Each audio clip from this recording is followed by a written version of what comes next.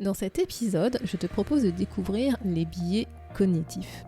Si tu ne sais pas ce que c'est, en fait, tu vois, ce sont des sortes de petits programmes qui sont dans ton cerveau qui vont t'aider à gérer des problématiques que tu rencontres au quotidien. Parce que si tu ne le savais pas encore, ton cerveau est paresseux. L'objectif de ton cerveau, c'est de te faire dépenser le moins d'énergie possible dans ton quotidien. Et donc pour ça, il va essayer d'utiliser des trucs qu'il connaît déjà, et notamment ce sont tous ces petits processus qu'on a dans notre tête, tels que les filtres mentaux ou encore les biais cognitifs. Donc dans cet épisode, je fais un focus sur ces biais parce que il y en a plus de 175. Et ouais. Et donc pour cette petite introduction, je te propose de prendre ton carnet et ton stylo et d'écouter cet épisode. À tout de suite.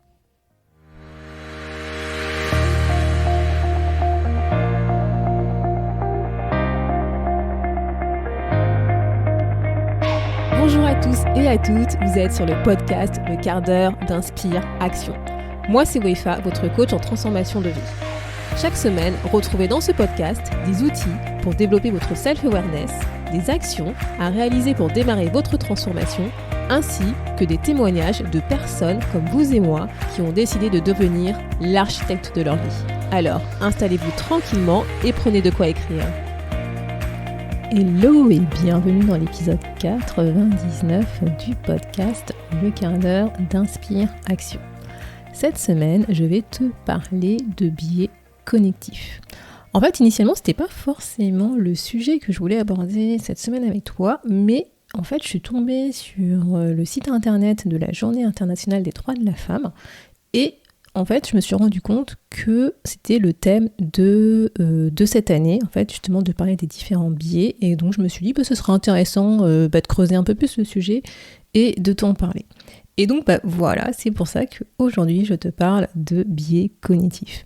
Donc, ce qu'on va voir ensemble dans cet épisode, en fait, c'est que je vais t'expliquer ce que c'est quoi, qu'est-ce qu'un biais cognitif, les différentes catégories de biais, pourquoi est-ce qu'il s'avère qu'on a des biais cognitifs, et je vais essayer de te donner quelques pistes pour essayer d'en prendre conscience et d'en tenir compte lors de tes prochaines décisions. Alors, je te le dis tout de suite, tu vas voir, il y a plein de biais cognitifs. Donc là, en 15 minutes, je ne vais pas pouvoir te rentrer complètement dans le détail de tous ces biais. Par contre, je te mettrai des liens si jamais tu peux creuser un peu plus ce sujet. Et qui sait, ça se trouve, en fait, je vais faire d'autres épisodes focus sur certains biais qui me semblent, moi en tout cas, essentiels et importants de bien les comprendre quand on souhaite savoir comment est-ce qu'on fonctionne soi-même, notre mode de pensée et notre mode de réflexion, décision. Donc voilà, donc sans plus attendre, qu'est-ce qu'un biais cognitif ? Alors en fait, ce qu'il faut savoir, c'est que historiquement, en fait, cette notion de biais cognitif a été introduite pour pouvoir expliquer en fait certaines décisions qui étaient prises en fait plutôt dans le domaine économique et qui étaient considérées pas forcément comme étant rationnelles mais plutôt irrationnelles. Et ce concept notamment, il a été développé en 1970 grâce à des recherches qui ont été réalisées par un certain Daniel Kahneman et Amos Tversky. Et justement, ils ont développé ce concept pour pouvoir expliquer, comme je te disais, des décisions qui considéraient irrationnelles dans le monde économique. Et en fait, depuis lors, tu as de nouveaux biais qui ont été étudiés, découverts dans d'autres domaines, tels que la psychologie cognitive ou la psychologie sociale. Et aujourd'hui, je crois qu'il y a plus de 175 biais qui ont été identifiés et recensés. Et d'ailleurs, si tu veux voir à quoi ça ressemble, n'hésite pas à aller à l'adresse wefabagidi.com/podcast-99 et je te mettrai en fait le codex des biais cognitifs et tu vas voir, alors visuellement c'est très joli, par contre tu te dis oh mon dieu, il y en a plein. Alors bien entendu, l'objectif c'est pas forcément de tous les connaître, de par cœur, de les comprendre, mais je vais t'expliquer en fait les différents problèmes auxquels font face ces biais cognitifs. Et donc en fait, un biais cognitif, tu vois, c'est ce qu'on peut dire, c'est un système de pensée qui va altérer en fait la manière dont tu penses, ton analyse, ton jugement, et qui va t'amener peut-être à prendre des décisions qui peuvent être erronées, fausses, par rapport justement à cette analyse que tu auras faite à travers ces biais.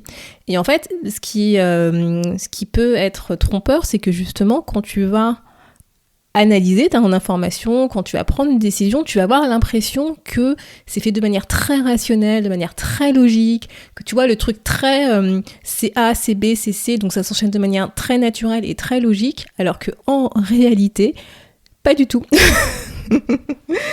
Pas du tout. C'est en fait ton processus d'analyse, de décision, de jugement va passer à travers certains biais et qui vont complètement altérer la décision finale et te mettre en fait dans le faux quoi en fait. Et pourquoi ces biais existent ? Alors si tu as déjà écouté certains épisodes que j'ai réalisés précédemment, je te l'ai déjà dit, c'est que notre cerveau il est paresseux. Voilà, tout simplement, notre cerveau est paresseux. Notre cerveau, en fait, est à la recherche d'une solution la plus simple, la plus naturelle possible, pas face à un problème, face à une décision qu'on doit prendre. Et en fait, pour ça, il veut économiser de l'énergie autant que possible. Et pour pouvoir économiser de l'énergie quand tu vas devoir faire une action, quand tu vas devoir réfléchir pour prendre une décision, pour analyser une information, il va utiliser des choses qu'il connaît déjà, voire des sortes de processus qui lui permettent justement d'économiser cette énergie. Et notamment, les biais cognitifs font partie de ce type de processus qui vont lui permettre d'économiser de l'énergie.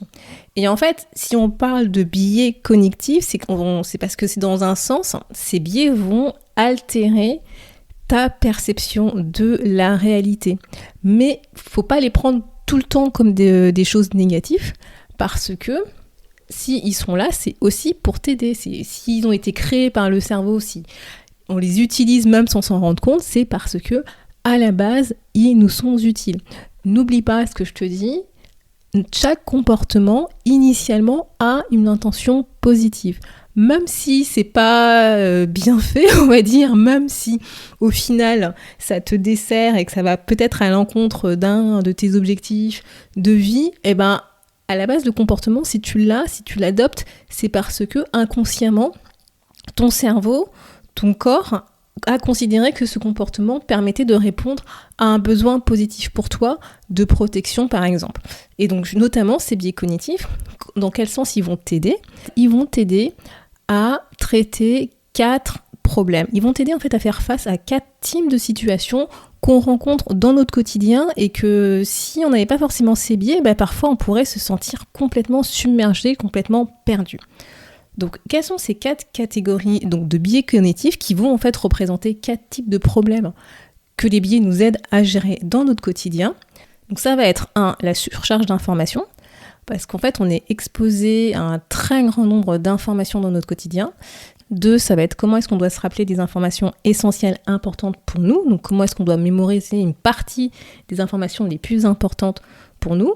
3, ça va être le besoin d'agir rapidement, donc prise de décision assez rapide, parce qu'on doit gérer des informations et des prises de décision dans un temps relativement contraint par rapport à notre vie.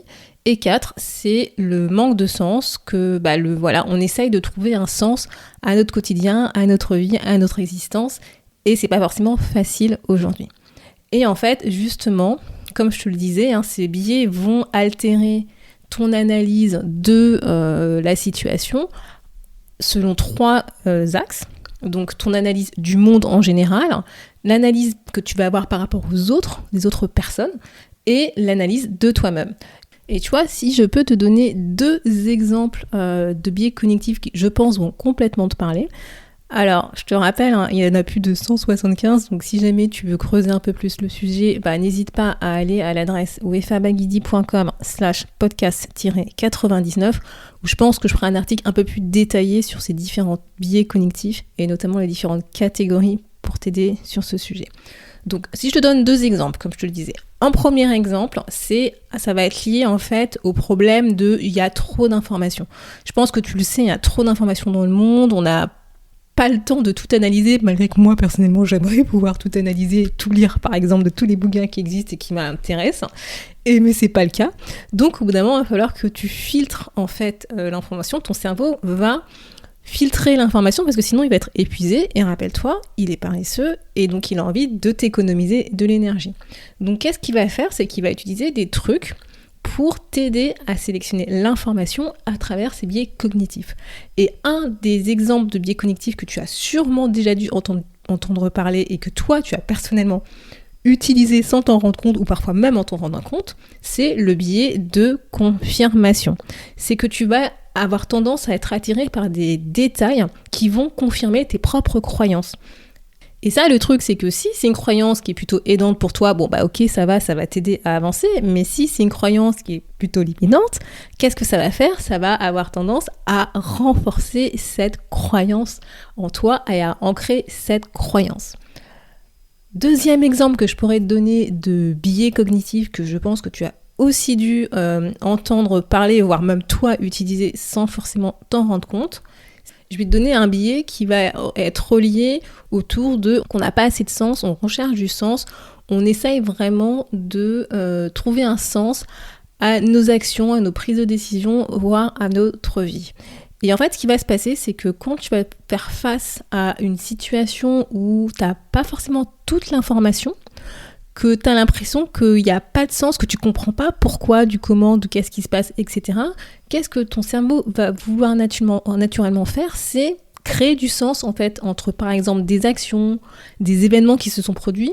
Il va essayer de créer du sens pour te rassurer et pour que tu puisses te raconter l'histoire qui va bien pour justement créer ce sens que tu ne vois pas a priori à travers les événements que tu es en train de vivre.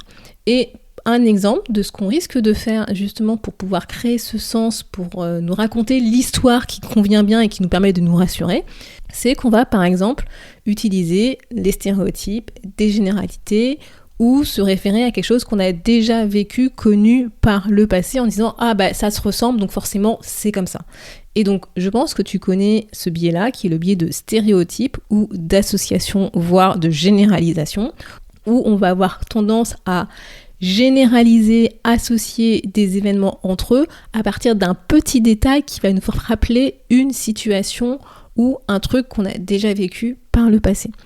Et ça risque en fait, en faisant ça, ce qui risque de se passer, c'est qu'on peut tirer des conclusions trop vite en faisant des déductions qui n'ont pas forcément lieu d'être. Et je vais donner un exemple concret, c'est que par exemple, quand tu vas déduire des choses d'une personne sur le simple fait que cette personne ressemble à un groupe d'individus qui a des caractéristiques communes. Toi, c'est par exemple quand tu dis « Ah, bah, cette personne agit de telle manière parce que c'est une femme, ou parce que c'est un homme, parce que c'est une personne âgée, ou parce que c'est un jeune, voire parce que c'est une personne de couleur. » Et ça, tu vois, c'est un biais de stéréotype, encore une fois, qui peut altérer en fait la manière dont on va percevoir la personne, voire certaines actions, et qui peuvent malheureusement faire du mal, voire se retourner contre nous. Donc, pourquoi est-ce que j'ai décidé de te parler de ces biais? Donc, je pense que tu commences un peu à comprendre quand même pourquoi j'ai voulu t'en parler à travers ces exemples. Mais c'est que les biais, encore une fois, ils sont pas tous négatifs. Hein. C'est que, initialement, s'ils sont là, c'est pour nous aider à, je te rappelle, traiter 4 types de problèmes auxquels on doit faire face. Donc je te rappelle ces 4 problèmes, c'est qu'il y a trop d'informations, c'est de quoi est-ce qu'on doit se rappeler par rapport à ces informations qui doivent être essentielles pour nous, le fait qu'on a besoin d'agir vite par rapport à un temps donné et le fait qu'on n'ait pas forcément assez de sens, qu'on trouve un manque de sens dans certaines actions dans le monde qui nous entoure de manière plus générale. Donc encore une fois, ces biais, si ils sont là, c'est qu'ils sont efficaces pour nous aider à traiter certains de ces problématiques auxquelles on doit faire face, pour nous aider à faciliter notre compréhension, notre interprétation du monde qui nous entoure. Mais je pense que tu l'as compris, c'est que ces biais peuvent aussi avoir des défauts, que ce soit dans ta vie professionnelle ou dans ta vie personnelle. Et donc, moi, en fait, un des conseils que je peux te donner pour éviter justement que ces biais cognitifs se retournent contre toi, c'est d'avoir conscience que déjà ça existe, ces biais, que tu as des biais cognitifs, que tout le monde a des biais cognitifs. Et oui, tout le monde a des biais cognitifs et on ne peut pas y échapper. Voilà, même si tu en as conscience, et même moi, si tu vois, je me rends compte que j'ai des biais cognitifs, mais parfois ils vont agir sans même que tu te rendes compte que tu les utilises, parce que ça fait partie de nous, c'est la manière dont notre cerveau notamment fonctionne à travers ces biais cognitifs. Et donc c'est pour ça que c'est à mon sens important d'avoir conscience que ça existe. Et une fois que tu as conscience que ça existe, c'est aussi avoir en tête que la manière dont tu vas analyser, réfléchir, trouver des solutions, rechercher de l'information peuvent justement être altérés par ces biais. Et donc, notamment, tu peux te souvenir de 4 vérités, on va dire, qui sont universelles et que tu peux appliquer pour n'importe quel biais. Première vérité, on ne voit pas tout. Voilà, il y a certaines informations qu'on va écarter, qu'on va filtrer de manière consciente ou inconsciente et qui peuvent être utiles pour notre prise de décision, pour notre analyse. Mais c'est comme ça, c'est un fait, on ne peut pas voir tout, on n'est pas omnipotent. Et donc, les décisions qu'on va prendre, elles sont basées sur les informations qu'on aura sélectionnées et potentiellement il y a des informations importantes qu'on n'aura pas forcément sélectionnées. Et c'est comme ça, on ne peut pas être partout. Deuxième vérité, c'est que le fait de vouloir trouver du sens à tout ce qui se passe autour de nous, en fait, notre quête de sens, elle peut générer des illusions. C'est dans le sens que parfois on va vouloir imaginer en fait des liens entre certains événements ou imaginer des détails pour créer notre histoire, nous raconter notre histoire pour nous rassurer, en faisant des suppositions, mais alors de manière positive, c'est l'intention est positive derrière, mais en fait ça peut justement altérer notre réalité et créer des liens entre des événements, des situations qui n'ont pas du tout de lien et qui n'ont pas lieu d'être. Donc se souvenir que la vérité, c'est que notre caisse de sens, elle peut générer des illusions. Troisième vérité, et celle-là je trouve qu'elle n'est pas forcément facile à admettre, mais il faut l'avoir en tête, c'est que certaines décisions qu'on va prendre peuvent être complètement fausses, que certaines conclusions auxquelles on va arriver peuvent être injustes, égoïstes et complètement intéressées. Voilà, c'est dans le sens que on essaye tant qu'on peut le faire de prendre des décisions, on va dire, neutres, factuelles, mais n'oublions pas que nous sommes des êtres humains, qu'on pense aussi à notre bien-être, que on souhaite bien faire, mais on souhaite également inconsciemment nous protéger, et que oui, il y a certaines décisions qu'on va prendre qui ne seront pas justes pour certaines personnes, mais justes pour nous, qui seront égoïstes par rapport à nous, qui seront faites de manière complètement intéressée pour nous, parce que c'est notre cadre de référence. Et dernière vérité qu'il faut avoir en tête, c'est que notre mémoire renforce les erreurs. Parfois, tu vois, quand tu vas te souvenir de certains événements et que tu vas oublier en fait des éléments, donc rappelle-toi qu'on va essayer de créer du lien, tu vas les combler en pensant que cette information, ce détail faisait partie de ton souvenir, alors qu'en fait, en réalité, c'est pas le cas. C'est ton cerveau en fait qui va combler les blancs, les oublis de ta mémoire pour que ça reste cohérent et que ça ait du sens pour toi. Et donc, oui, notre mémoire n'est pas parfaite, elle peut contenir des erreurs, nos souvenirs peuvent ne pas être la réalité de ce qui s'est vraiment passé. Et je pense que c'est important de l'avoir en tête pour se dire que oui, on peut se tromper, personne n'est parfait. Et gardons en fait un peu cette ouverture que possiblement on peut ne pas avoir la vérité vraie. Donc voilà, donc j'espère que cet épisode t'a permis d'en savoir un peu plus sur ces biais cognitifs, mais surtout, ça t'a donné envie de creuser un peu plus ce sujet, en tout cas je l'espère. Et ce que je te propose pour le challenge de cette semaine, c'est de faire ton auto-évaluation sur une vingtaine de catégories de biais que tu trouveras à l'adresse wefabagidi.com/podcast-99. Et ça te permettra déjà de découvrir certains biais cognitifs, mais aussi de prendre le temps de réfléchir à ces biais et notamment à la manière dont toi tu agis dans ton quotidien. Et s'il s'avère que certaines analyses, prises de décision, choix que tu as fait par le passé, ont été influencés par des biais cognitifs. Donc voilà, donc sur ce, moi je te souhaite une très belle semaine et je te dis à la semaine prochaine. Merci d'avoir écouté le podcast Le quart d'heure d'Inspire Action. Et surtout, n'oublie pas, ce podcast est fait pour toi, pour t'aider à passer à l'action maintenant pour changer ta vie. À la semaine prochaine pour un autre épisode.